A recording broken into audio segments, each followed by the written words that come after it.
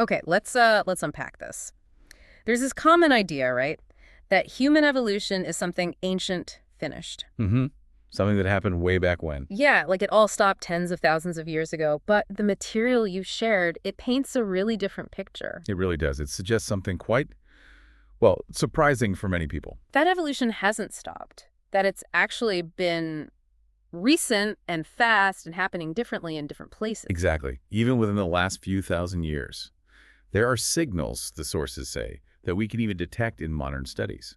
And there's an estimate in there. Something like 14% of the human genome showing signs of recent selection. That's huge. It's a striking number, yeah. It really suggests this wasn't just minor tinkering. So our mission today is to take a deep dive into this body of work. We're going to explore these claims that recent evolution shaped not just bodies, but maybe social behaviors too. And how that might connect to the big differences we see in societies, in history, economic development, even why science popped up where it did. It's complex stuff, and frankly, potentially sensitive territory. Definitely. The sources themselves acknowledge that. But they try to tackle it using genetics, history, social science, laying out the evidence as they see it. Right.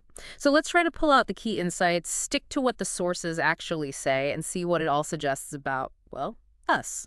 Sounds good. Where should we start? Let's lay the foundation, the scientific case itself, this idea that evolution didn't just slam on the brakes. Right. That's the first big takeaway from the material.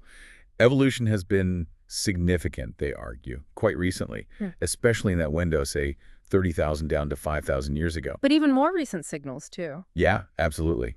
The example of Tibetans adapting to high altitude comes up a lot, maybe just 3,000 years ago. And they mention studies like the Framingham Heart Study possibly picking up selective pressures over just a few generations. Wow, so that 14% figure really underlines that this is about changes after we were basically anatomically modern humans. Precisely. And crucially, it wasn't one single process happening worldwide. It was regional, different things happening in different places. Exactly. The sources stress this happened after the major human groups had spread out from Africa and largely separated geographically. So Africans, East Asians, Europeans, they were already distinct groups by this period. Broadly speaking, yes. So natural selection was working on these different populations independently based on their specific environments. Which leads us right into a word the sources tackle head-on, race. Mm-hmm. They're very direct about it. The material basically says, if you're studying recent regional human evolution, you're studying human races. And they know that's a loaded term. Oh, absolutely. They explicitly mention the fear that discussing race could bolster racism, which is a completely understandable concern. But their position, as presented, is that avoiding the topic for political reasons actually hinders science. That's the argument they make, yeah. Mm. That we need to be able to study actual human biological variation, even if it's uncomfortable. So how do they define race in this context? Scientifically, using genetics. Well, the material explains it through patterns in our DNA, using markers like SNPs, single letter changes in the genetic code, or other markers that vary between populations. Right. When you analyze these patterns across thousands of people worldwide, the data tends to cluster. And these clusters, they argue, line up pretty well with the major continental groups. Africans, East Asians, Europeans, etc. Right. And they also note that older methods, like looking at skulls or teeth, showed similar clustering, suggesting these aren't just recent artifacts of genetic analysis. But critically, this isn't about distinct types, right? The sources emphasize it's about frequencies. Absolute vital point. It's not about one group having completely different genes. It's about the frequency of certain gene versions, alleles being different. Maybe one version is much more common in one population because it was helpful there. And these frequencies change. Constantly. Due to all the standard evolutionary forces, mutation, random drift, especially important when small groups left Africa, that bottleneck effect migration, and of course, natural selection favoring useful traits in a specific place. Okay, let's make it concrete. The sources give some great examples of these regional adaptations. Pale skin. Yeah, a classic example. And interestingly, the sources point out it evolved differently. Europeans have a strong association with one gene, SLC24A5. Right. But in East Asians, another gene, KITLG, seems more involved, both leading to lighter skin, but via different genetic paths, which contrasts, of course, with selection maintaining dark skin in Africa via MC1R for UV protection. What about lactose tolerance? Another great one, evolved independently in Europeans and some African pastoralist groups, Wherever populations started relying heavily on milk from domesticated animals, you see this adaptation pop up. Any others that stand out? The sources mention a gene variant called EDAR V370A, common in East Asians. It affects things like hair thickness, sweat glands, even teeth shape. Why would that be selected for? Good question. The sources discuss possibilities, maybe climate adaptation, maybe sexual selection. It's not entirely clear. They also mention the gene-controlling earwax type, wet, versus dry. The dry type being very common in East Asia due to the ABCC11 allele. And the Duffy null allele. Ah, yes, in Africa. Right. Provides strong resistance to one type of malaria, Plasmodium vivax. A clear example of selection responding to a local disease pressure. So these aren't random, the sources argue. They're signatures of adaptation. Now, the material also addresses that argument often linked to Lewontin, that most genetic variation is within races, not between them. Right. Lewontin's famous finding, only about 6% or so of the variation he measured was between major groups. So race is meaningless. Well, the sources argue that's Lewontin's fallacy. They say, yes, for any single gene, the between-group difference might be small. But when you look at many genes together, the correlated differences become much more significant for distinguishing populations. So the overall pattern is stronger than any single data point. That's the claim. And the sources suggest this 6% statistic has been sort of weaponized politically to shut down research on group differences, rather than reflecting the full picture from modern genetics. Okay, so that sets up the biological basis argued in the sources. Now, the really big leap, connecting this to social behavior. Yeah, this is where it gets potentially even more impactful for understanding societies. The argument is that our social interactions, our basic ways of relating to each other, have also been shaped by selection. And they draw that sharp contrast between humans and chimps. It's quite stark, drawing on work like Tomasello's. Chimps, the sources describe, are fundamentally more competitive, less naturally inclined to share or cooperate, based on experimental evidence. Whereas human kids. Human children, even very young ones, seem wired differently. They help spontaneously share information, engage in shared intentionality, working together on goals. They have this theory of mind.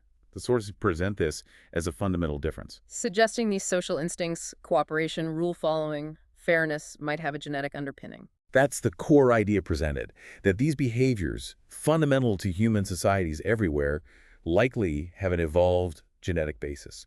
Cooperating in your group, following rules, punishing rule breakers through gossip or direct action, reciprocity, intuitive morality. And they do mention some specific genes being researched, though cautiously. Very cautiously. They touch on oxytocin, the trust hormone, noting studies suggest it boosts in-group trust, not universal trust.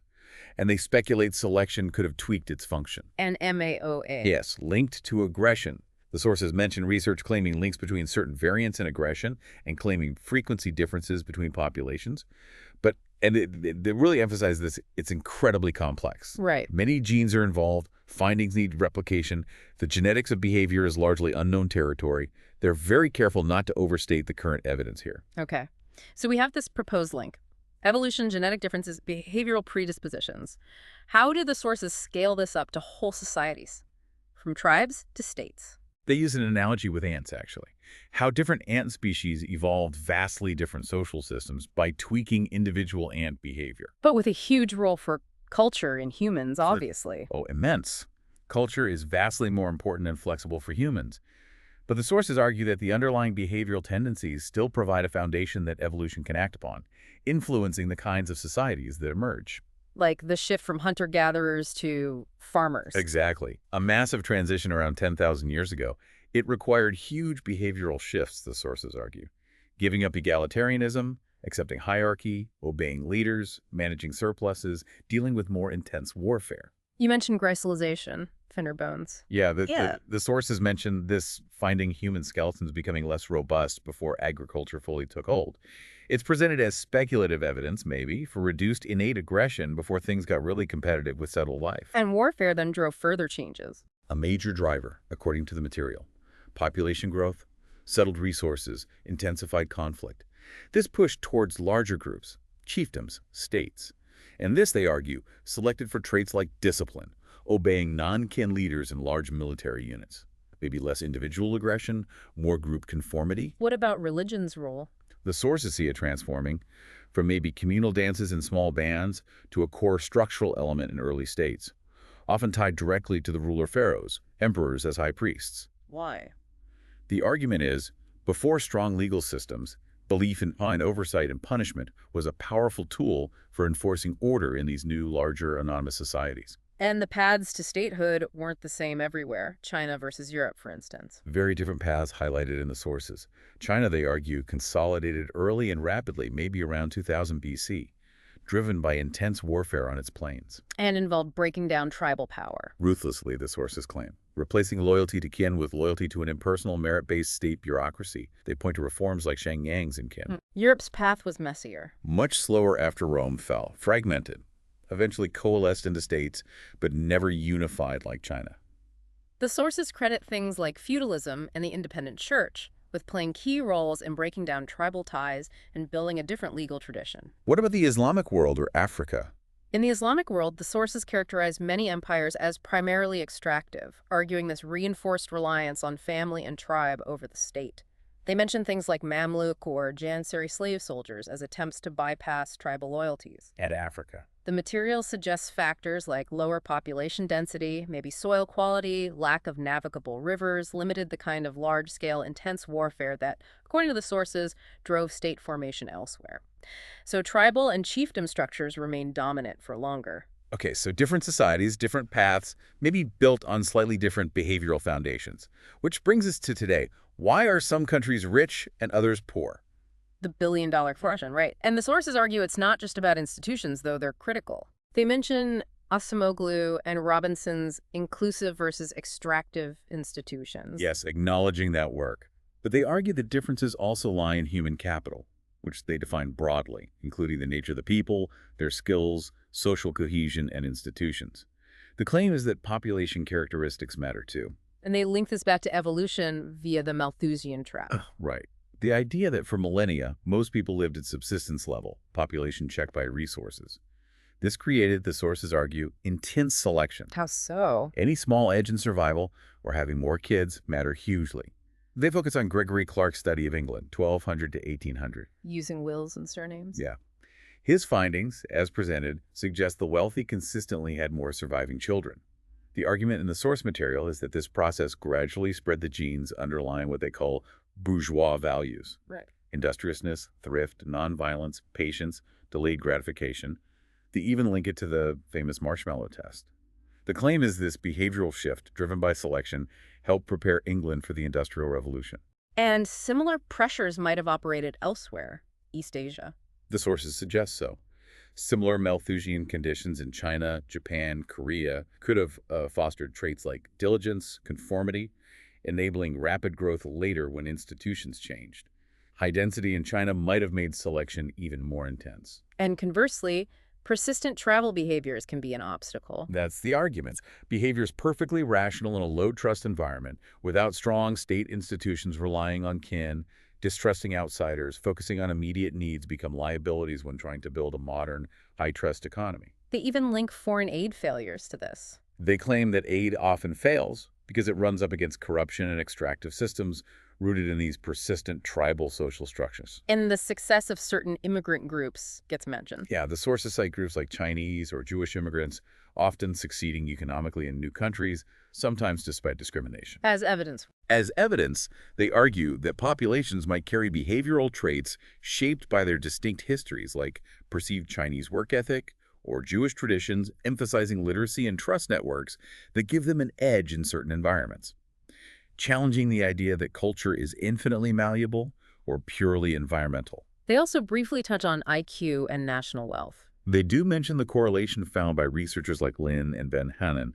but importantly, they immediately add caveats. How so? Difficulty separating cause and effect with wealth and environment, questioning if individual IQ neatly scales up to national wealth. They use East Asia high average IQ, but later economic rise, as an example that complicates a simple IQ causes wealth narrative. Ultimately, the sources don't pin national wealth differences primarily on IQ alone. Okay. One last major puzzle the sources tackle. The rise of modern science. Why Europe around 1200 AD and not the seemingly more advanced Islamic world or China? Yeah, it's a fascinating question. The sources lean heavily on historian Toby Huff's work here. Yeah. The core argument isn't about who knew more facts initially. Huh. It's about institutions. Europe, they argue, developed unique, independent institutions, universities, and legal systems that weren't directly controlled by the state or religious dogma in the same way. And that mattered because. Because, the claim is, it fostered a unique environment. One based on a concept of discoverable natural laws, encouraging reason, critical debate, openness to new ideas essential for science. How did that contrast with elsewhere, according to the sources? In the Islamic world, they argue, science sometimes struggled against religious constraints, citing destroyed observatories or the focus on religious law in madrasas. Commercial law rigidity might have also played a role indirectly. In China. The sources point to a lack of truly independent institutions. Academies focused on state exams. Independent thought could be risky, citing examples of emperors cracking down. And it may be a kind of cultural inertia, a reluctance to fully embrace useful foreign ideas like the telescope, despite Jesuit introductions. And they even float a possible link back to those evolved social behaviors. Cautiously, yes. It's speculative, they stress. Yeah. But they wonder if perhaps subtle differences in things like rule following, tolerance for dissent, in-group, out-group trust might have made European societies slightly more open to the kind of challenging ideas that drive science, compared to perhaps a stronger emphasis on conformity in China.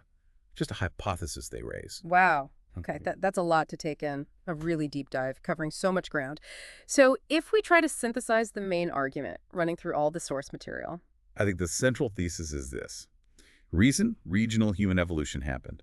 It created genetic differences between populations. These differences might influence not just physical traits, but also predispositions for social behaviors. Okay. And these behaviors, interacting with culture, form the foundation for societies and their institutions. So the differences we see in history, economics, social structures, they're shaped by this complex interplay of evolved behavior, culture, and institutions. And the sources are pretty critical of the idea that societal differences are only about culture. Yeah, they argue that the all-culture explanation is, well, insufficient. They claim it doesn't fully explain deep-seated differences or why it's often so hard to successfully transfer institutions from one society to another. They see it as outdated, especially given the genetic evidence for recent evolution. But they're careful to say this isn't about ranking groups, not about superiority. Absolutely. The material emphasizes this. It's about understanding variations on a common human theme. Adaptations to different pressures, not about declaring one group better than another. And they acknowledge the sensitivity, the potential for misuse. They do. They explicitly discuss how fears of racism have made this area difficult to research. Their argument, presented in the material, is that it's better to understand reality, even uncomfortable aspects, than to ignore it for political reasons, because ignoring it doesn't help solve real-world problems. It's definitely thought-provoking. It forces you to consider biology and deep history interacting with culture in ways maybe we don't always think about. It really does. It adds another layer, a potentially significant one, to understanding why human societies look so different around the globe. So maybe a final thought for everyone listening, building on these sources. If this perspective is even partly correct, that institutions and economic success are intertwined with underlying evolved social behaviors, what does that imply? How might it shift our thinking about global inequality, about aid, about cultural exchange in our world today? It's a challenging perspective for sure, but one the sources argue we need to grapple with for a fuller understanding.